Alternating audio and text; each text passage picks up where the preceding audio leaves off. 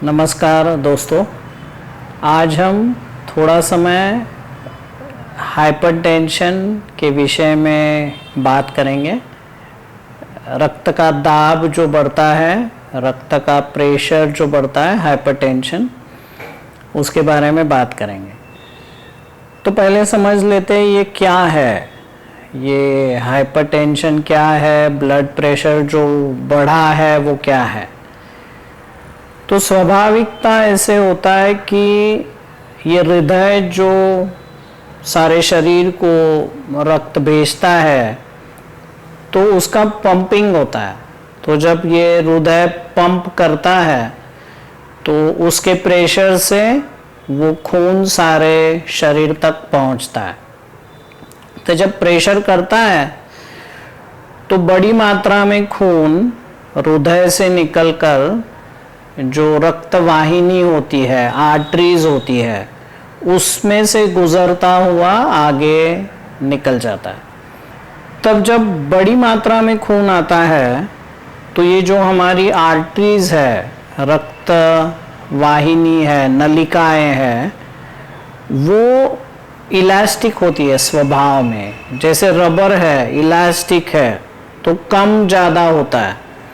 तो ऐसे ही ये रक्त नलिकाएं, वाहिनी कम ज़्यादा होती है। तो जैसे ही खून आता है तो वो साइज में बड़ी हो जाती है।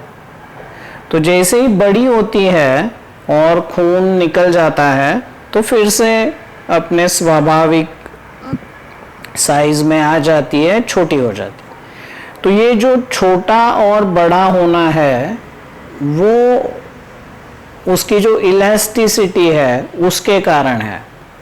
तो वो इलास्टिक है, फ्लेक्सिबल है, इसके लिए कम ज़्यादा होती।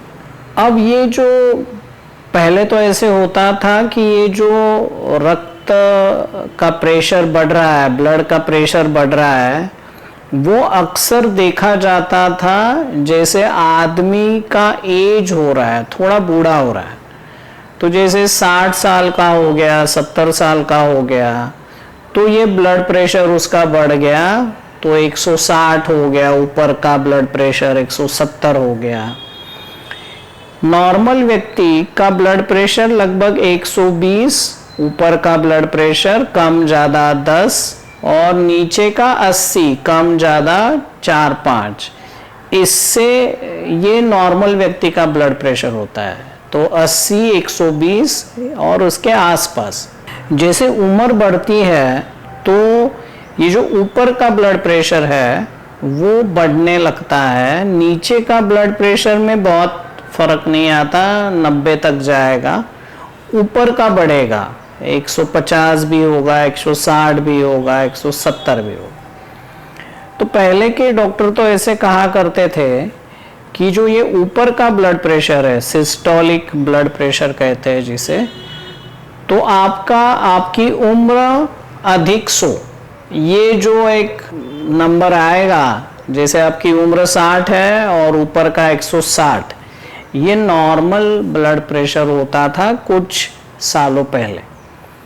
अब तो डॉक्टर कहने लगे ये ज़्यादा ब्लड प्रेशर है।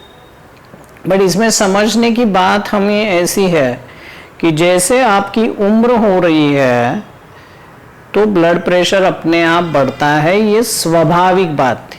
तो इसमें समझ में ऐसे आता है, जब हम आयुर्वेद की दृष्टि से सोचते हैं तो समझ में ये आता है कि जैसे उम्र बढ़ती है तो शरीर में वायु बढ़ने लगता है, वात बढ़ने लगता है, वात की समस्याएं बढ़ने लगती।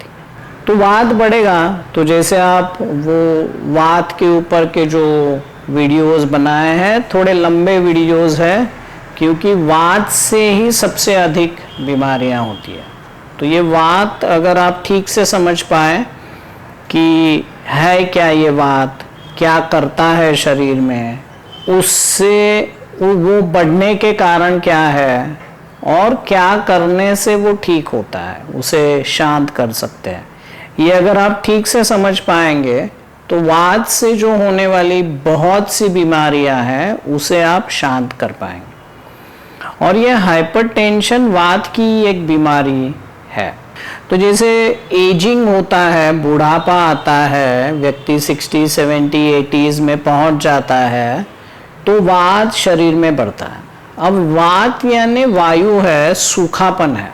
तो समझ लीजिए हो क्या रहा है, जैसे ही शरीर में सूखापन बढ़ेगा, वो सूखापन, वो जो रक्त की नलिकाएं हैं, आर्टरीज है, उसको सुखा देगा। और जैसे ही वो सूखने लगेगी तो उनकी जो इलास्टिसिटी है, वो जो मोटी होती है फिर से छोटी होती है, ये जो उनका कार्य है उसमें बाधा आ जाएगी। तो अब वो सूखी है तो रिजिड हो गई, एकदम टाइट हो गई। अब जब खून आता है, हार्ट से खून आता है, तो अब वो उतनी बड़ी नहीं हो रही है।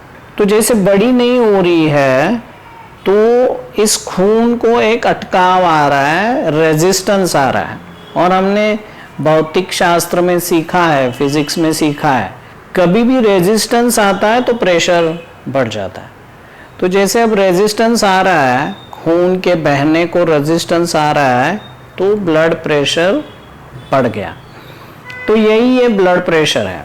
तो उसका कारण अगर हम देखेंगे, सबसे बड़ा कारण हम अगर समझ रहे हैं तो यही है कि शरीर में वात बढ़ रहा है, वायु बढ़ रहा है।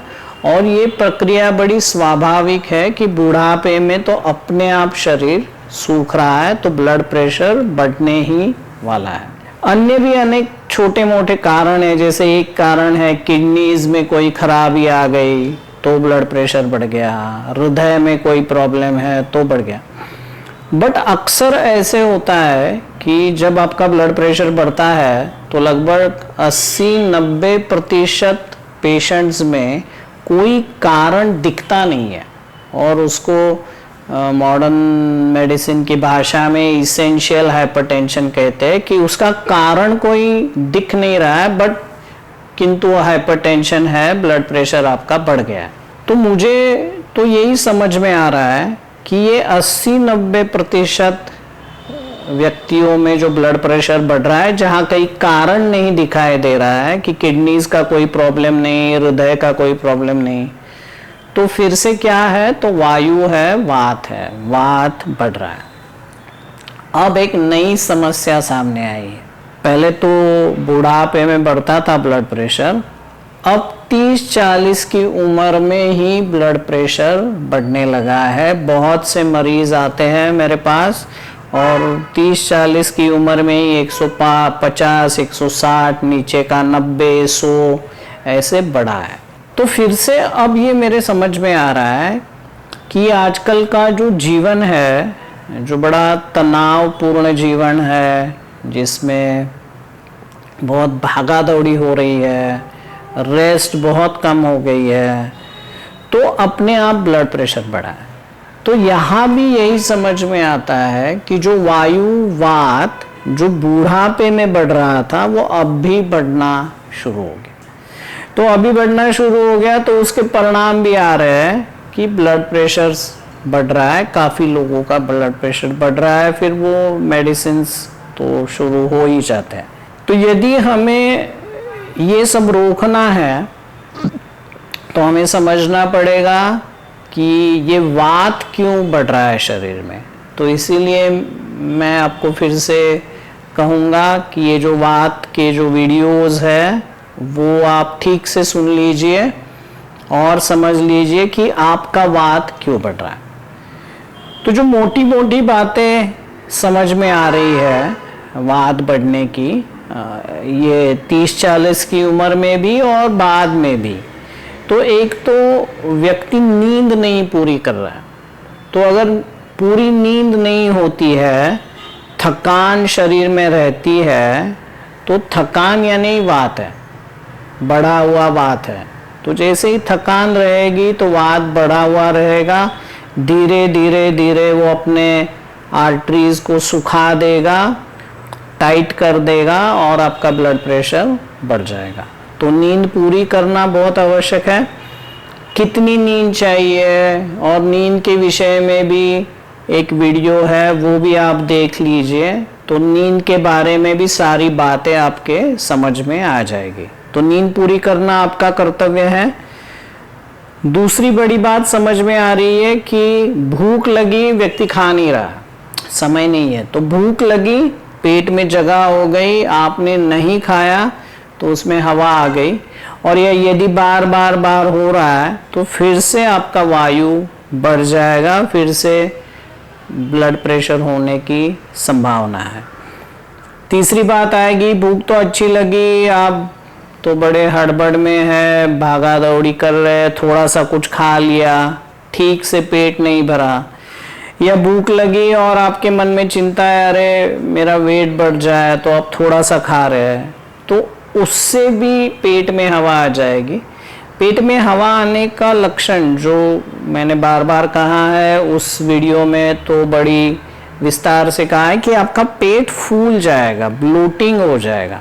तो जैसे सुबह तो अंदर था और शाम होते होते ऐसे बाहर आ गया, बहुत हार्ड हो गया, तो उसमें हवा भर गई। तो आपको ये कारणों को समझना है। भूख लगी है, नहीं खा रहे, भूख लगी है, ठीक से नहीं खा रहे। फिर तीसरी बात अक्सर ये दिखती है आजकल कि यही जो एक मन में बैठा है कि तेल घी नहीं खाना है, तो एकदम कम कर दिया तेल घी खाना, या नहीं खा रहे, तो सूखापन आपका और बढ़ रहा है। तो फिर से ये भी आप समझ लीजिए, ये जो वात के वीडियोस है उसमें ये भी समझ लीजिए कि तेल घी से कैसे ये सॉफ्ट हो जाएगा आपका पेट, हवा निकल जाएगी और आपका ब्लड प्रेशर नहीं बढ़ेगा। एक रिसर्च है, वो आप गूगल करके देख सकते हैं, आप ऐसे गूगल कर सकते हैं, हाइपरटेंशन एंड सेसमी ऑयल, रक्त का दाब है बढ़ा हुआ और तिल का तेल, ऐसा एक रिसर्च किया है। डॉक्टर शंकरन करके एक मॉडर्न मेडिसिन के डॉक्टर हैं, उन्होंने रिसर्च किया है, आपको गूगल पे वो मिल जाएगा। तो उन्होंने किया क्या, शायद 50 पेशेंट लिए उन्होंने, हाइपरटेंशन जिनका है, बढ़ा हुआ है रक्त का दाब, ऐसे 50 पेशेंट्स लिए और सबका तेल उन्होंने बदल डाला, सबका तेल उन्होंने तिल का तेल किया और इस मात्रा में दिया सबको कि रोज का 40 ml तेल, यानी लगभग 8 चम्मच टीस्पून्स इतना जाना चाहिए, तो लगभग महीने का 1.25 लीटर। तो ये उन्होंने 45 दिन दिया उनको सबको, 45 डेज, तो रोज 40 ml तिल का तेल जा रहा है खाने से। तो 45 दिन के बाद जब उन्होंने सबका प्रेशर चेक किया तो उन्हें ऐसे पता चला कि ये जो ऊपर का प्रेशर होता है वो 15 से 20 से हर व्यक्ति का कम हो गया, और ये नीचे का प्रेशर कुछ 4-5 डिग्री से कम हो गया। तो कम हो गया, और किससे कम हो गया, तो ये तेल उन्होंने उनका तिल का तेल किया और बढ़ा दिया। फिर उन्होंने उसके कारण भी दिए है, साइंटिफिक कारण भी दिए हैं, पर हमारे लिए ये समझना बड़ा आसान है। तो आयुर्वेद ने तो कहा ही है कि वात का सबसे श्रेष्ठ मेडिसिन है तेल, और उसमें भी तिल का तेल सबसे श्रेष्ठ है। तो तेल है ही वात का मेडिसिन और उसमें भी तिल का तेल। अब उन्होंने किया क्या कि तिल का तेल दिया, उन्हें नहीं पता शायद कि वात का मेडिसिन तिल का तेल है, उन्होंने तो मॉडर्न साइंस के हिसाब से कुछ सोचा होगा। और हमने अब क्या समझा है कि जब वात बढ़ता है शरीर में, सूखापन बढ़ता है, ये जो आपकी आर्टरीज है वो टाइट होने लगती है, तो ब्लड प्रेशर बढ़ता है। तो जब इतना तेल आया पेट में, 40 ml रोज का तेल आया, उसमें भी तिल का तेल आया, तो ये आपकी जो आर्टरीज है अब वो फिर से थोड़ी सॉफ्ट होने लगी, उसकी इलास्टिसिटी बढ़ने लगी और आपका ब्लड प्रेशर उतर गया। तो हमारे लिए समझना बहुत सिंपल है कि हुआ क्या। तो हमें यही समझना है कि तेल घी रहेगा शरीर में तो फिर ये ब्लड प्रेशर की संभावना कम है। और अभी तो ऐसे हो रहा है कि एक और अगर ब्लड प्रेशर बढ़ रहा है तो हमें ऐसे सूचना मिल रही है, गाइडेंस मिल रहा है कि तेल घी और कम करो। तो मुझे ये यहाँ पर थोड़ी शंका आ रही है। मुझे तो ऐसे लगता है कि तेल घी बढ़ाएंगे तो ही ये ब्लड प्रेशर कम हो जाएगा। तो इसके बारे में भी बड़ी विस्तार से बात की है मैंने कि कैसे बढ़ाना है तेल घी को। वो भी ये बात की जो ट्रीटमेंट है उसमें आप सुन सकते हैं। तो बढ़ाइए। और इसमें भी मुझे लगता है कि ये जो 2-3 तेल है वही मुझे ज़्यादा इम्पोर्टेंट लगते हैं। तिल का तेल तो सबसे इम्पोर्टेंट है। अब थोड़ा सा महंगा है, अगर अच्छा लकड़ी से निकाला हुआ तिल का तेल अगर आप खरीदते हैं तो लगभग 450-500 रुपये में आपको मिलना चाहिए। तो एक तो तिल का तेल यूज़ कीजिए, और वो थोड़ा गर्म होता है। तो बहुत गर्मी का सीज़न है या बहुत गर्म प्रदेश है तो शायद वो आपको ठीक ना सूट करे, ठीक ना लगे। या फिर मूंगफली का तेल यूज़ कीजिए, या फिर मस्टर्ड भी है, मस्टर्ड ऑयल भी बहुत गर्म है। तो फिर से जो नॉर्दर्न पार्ट है वहाँ पर आप मस्टर्ड यूज़ कर सकते हैं। तो या तो तिल का तेल करें, या मूंगफली का तेल करें, या सरसों का तेल करें। इसमें से कोई भी तेल, साउथ में है तो कोकोनट ऑयल भी आप यूज़ कर सकते हैं। तो इन 3-4 तेलों में से कोई तेल यूज़ करें। उसकी मात्रा अगर आप बढ़ाएंगे तेल की तो आपको पता चलेगा कि ये ब्लड प्रेशर अब आपका कम हो गया है या गैस कम हो गया है। तो ये खाने के जो कुछ कारण मुझे लगे कि भूख लगी है नहीं खाया, भूख लगी है ठीक से नहीं खाया, खाने में तेल घी बहुत कम कर दिया, या ऐसा भी दिखता है कि बहुत ज़्यादा दालें खा रहे हैं, रोटी चावल बहुत कम कर दिया, दाल बहुत खा रहे हैं, सब्जियां बहुत खा रहे हैं, सलाद बहुत खा रहे हैं, तो उससे भी वायु बढ़ेगा, गैस बढ़ेगा। तो इसको भी आपको संभालना है। तो कोई व्यक्ति बहुत मोटा है, फिर वो थोड़ा रोटी और चावल कम खा रहा है, दालें ज़्यादा खा रहा है, सब्जियां ज़्यादा खा रहा है, सलाद, और उससे उसे लाभ भी हो रहा है।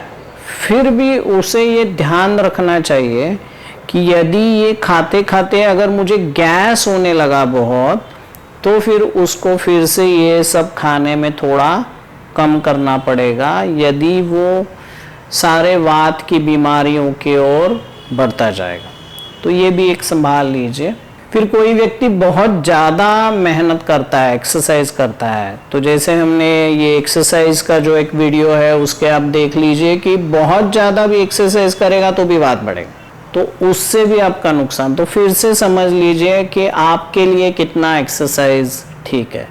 जैसे उस वीडियो भी में मैंने कहा है कि बहुत बार ऐसे देखा जाता है कि एक्सरसाइज के पहले तो आपका पेट एकदम सॉफ्ट है, अंदर है, और एक्सरसाइज के बाद वो निकल गया और बड़ा हो गया, तो क्या हो गया, तो ज़्यादा हो गया एक्सरसाइज, उसमें हवा भर गई, और हवा भरेगी, वायु बढ़ेगा, तो फिर से ये हाइपरटेंशन की संभावना है। तो एक्सरसाइज भी ठीक से कीजिए। नींद की बात तो मैंने की कि नींद भी अच्छे से निकालनी पड़ेगी आपको। कोई व्यक्ति बहुत ज़्यादा काम कर लेता है, तो उसको भी समझना है कि कितना काम करना है। जैसे परसों एक महिला आई थी, उससे बात हो रही थी मेरी, वात के काफ़ी उसकी समस्याएं थी। तो बात करते करते एक अच्छी बात खुल गई। वो ऑफिस जाती थी, रोज कुछ अकाउंट्स का काम करती थी, और जब तक ऑफिस जाती थी तो कोई हेल्थ का इशू नहीं था उसे, सब ठीक चल रहा था। रिटायर हो गई, और रिटायर होने के बाद यकायक ये वात के इशू उसके बढ़ने लगे। तो बल्कि हम सोच रहे थे अभी तो रिलैक्स लाइफ है, ये जॉब का कोई टेंशन भी नहीं, और फिर भी क्यों वात के इशू बढ़ने लगे, ब्लड प्रेशर बढ़ने लगा। तो समझ में ये बात आ गई, जैसे ही वो घर पे रुकने लगी तो बहुत ज़्यादा फिजिकल काम करने लगी, घर का बहुत सा काम करने लगी, और 2-3 घंटे में थक के चूर हो जाती थी, इतनी थकान आती थी। तो जब ऑफिस में काम करते थे कभी दोपहर को सोने की ज़रूरत नहीं पड़ती थी। अब तो ऐसे सोते थे कि बहुत गहरी नींद दोपहर को, तो बहुत थक गए। तो बात करते करते फिर समझ में आ गया, अरे वो ऑफिस में तो एक चेयर में आराम से बैठे हैं, थक नहीं रहे हैं, और घर में अब इतना काम कर रहे हैं। तो फिर उनको समझाना पड़ा कि इतना ही काम कीजिए घर में कि थक नहीं जाएंगे आप। तो ऐसे कोई व्यक्ति शायद शरीर के शक्ति से बहुत ज़्यादा काम करता है तो भी ये आपका वात बढ़ेगा, फिर से ब्लड प्रेशर बढ़ जाएगा। तो ये इन कारणों को ख्याल रखिए, उनको दूर कीजिए। वात की ट्रीटमेंट भी आप समझ लीजिए, ये सारा वात का जो वीडियो है उसमें। तो ठीक से खा रहे हैं, भूख लगने पर ठीक से खा रहे हैं, थोड़ा तेल घी बढ़ा दिया। उसमें ये भी कहा है कि थोड़ा सा जो मोटा व्यक्ति है वो घी की तरफ न जाए, बटर की तरफ न जाए, वो तेल बढ़ा सकता है खाने में। जो पतला व्यक्ति है वो तो दोनों बढ़ा सकता है, घी भी बढ़ा सकता है, तेल भी बढ़ा सकता है। ये जो रिसर्च किया उन्होंने, डॉक्टर शंकरन ने, जो 40 ml रोज का तेल दिया, तिल का तेल, तो एक ये भी बात सामने आ गई कि इतना तेल देके भी कोलेस्ट्रॉल बढ़ा नहीं, ब्लड कोलेस्ट्रॉल बढ़ा नहीं, बल्कि कम हो गया, थोड़ा सा 2, 4, 5 यूनिट कम हो गया।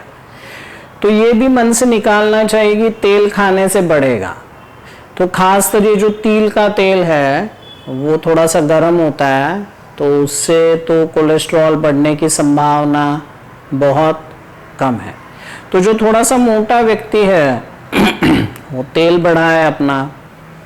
तो तेल कैसे बढ़ाना है, वो कैसे समझना है कि मैंने ठीक से बढ़ाया कि ज़्यादा हो गया, वो सारा ये जो वात की ट्रीटमेंट मैंने बताई है, वो उसका जो वीडियो है उसमें बड़ा विस्तार से बताया है। तो आप ये उसे समझ लीजिए, सुन लीजिए। और यदि आपका तेल कम हो रहा है, शरीर में घी कम हो रहा है, तो उसे थोड़ा बढ़ा दीजिए। फिर जैसे वात के ट्रीटमेंट में एक बताया है कि ये ऑयल का एनिमा होता है। तो ये जब नीचे से ऑयल का एनिमा लेते हैं तो सारी हवा निकल जाती है, उसको बस्ती कहते हैं, पंचकर्म की ट्रीटमेंट है। पेट बड़ा आपका सॉफ्ट हो जाता है, फिर से ब्लड प्रेशर आपका कम हो जाएगा। जैसे मैंने पहले भी कहा है कि कभी कभी ये वायु पेट में इसलिए अटकता है कि चिकनाहट बढ़ गई। ये आपका जो मल है, आपकी जो संडास है, उसमें चिकनाहट बहुत आ गई, यानी कफ आपका बढ़ गया। चिकनाहट आ गई यानी कफ बढ़ गया। तो चिकनाहट आएगी तो वो जो सारा आपका इंटेस्टाइन्स है वो ब्लॉक हो गया। अब ये हवा बाहर नहीं निकल जा रही है, तो उससे भी थोड़ा पेट आपका फूल गया। तो फिर आपको वात की नहीं, कफ की चिकित्सा करनी पड़ेगी। तो ये कफ के बारे में भी सारे वीडियोस है, तो वो भी आप देख लीजिए कि कफ होता क्यों है, उससे फिर उसके कारण क्या है और कैसे उसे ठीक करें। तो जैसे ये चिकनाहट कम हो जाएगी मल की, तो हवा अपने आप बाहर निकलने लगेगी और पेट आपका सॉफ्ट हो जाएगा, फिर से आपका ब्लड प्रेशर कम हो जाएगा। तो आपको थोड़ा ये समझना है कि ये ब्लड प्रेशर वात, एक्चुअल वात बढ़ा है, सिर्फ हवा है और उसके कारण सारे परिणाम हो रहे हैं, या कभी कभी थोड़े केसेस में ऐसा भी है कि कफ बढ़ा है आपका और चिकनाहट आ गई और वायु अटक गया अंदर, बढ़ा नहीं तो अटक गया, और अटक जाने के कारण ये परिणाम शरीर पे हो रहे हैं।